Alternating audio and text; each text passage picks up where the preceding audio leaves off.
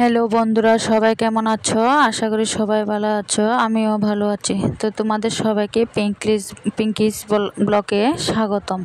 তো আমি আমার বাপের বাড়িতে লোকনাথের কীর্তন দিয়েছে, তাই ওখানে গিয়েছি।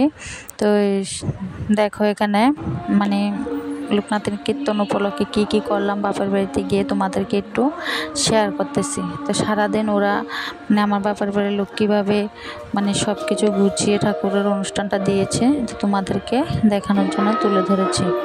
তো দেখো এখানে সব খাটটা উঠিয়ে নিয়ে ইয়ে করে নিয়েছে। ও তোমাদেরকে তো দেখিয়ে দিলাম, তরকারি বানানো হয়ে গিয়েছে। এদিকে সব কিছু নিয়ে এসেছে আমার ভাইয়ে, তেল মশলা যা যা লাগবে প্রসাদ রান্না করার জন্য সব নিয়ে এসেছে, গুছিয়ে রেখেছে। এদিকে দেখো সবজি বানাচ্ছে। এদিকে আমার বড় ভাইয়ের বউ, ওটা বৌদিমণি, ও সবাইকে প্রসাদ দিয়ে দিচ্ছে। একটু সকালবেলা গোপালকে বুক লাগিয়েছে, প্রসাদ দেওয়া হয়নি, তাই সব প্রসাদগুলো ভাগ করে সবাইকে দিয়ে দিচ্ছে। এটা আমার ছোট ভাইয়ের বউ। আর ওরা তরকারি বানাচ্ছে, ওরা আমার মাসি, আমার বাপের বাড়ির পাশের বাড়ির, তারা সবাই এসেছে সবজি কাটার জন্য। এটা আমার মা বসে প্রসাদ খাচ্ছে। এদিকে দেখো প্রসাদ খেয়ে সবজি বানানোর পর পান নিয়ে বসে পড়েছে।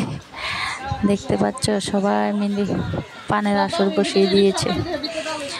সব কথা বলছে, কত আনন্দ করতেছে। এদিকে সন্ধ্যা হয়ে গিয়েছে, সব জোগাড় করে নিয়েছে। ধূপ কাটি আর মোমবাতি ধরিয়ে দিচ্ছে ঠাকুরের সামনে।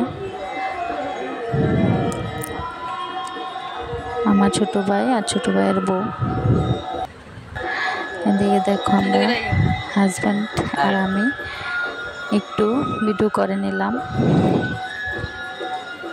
ও হাসছে, কি করছে দেখো।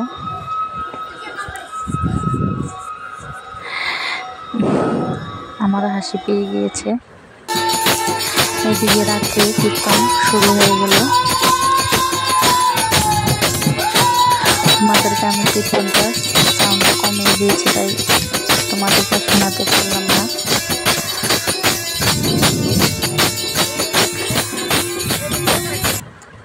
এদিকে দেখো কীর্তন শেষে সবাই মিলে আরতি করছে, কত সুন্দর লাগছে না? তোমাদের কার কার দেখে এরকম হয় একটু কমেন্টে বলবে প্লিজ। আমাদের ওদিকে তো এরকম হয়।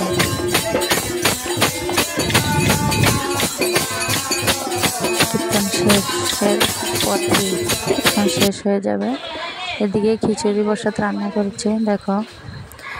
তো তোমাদের যদি আমার ভিডিওটা ভালো লাগে তো লাইক কমেন্ট শেয়ার করে দেবে।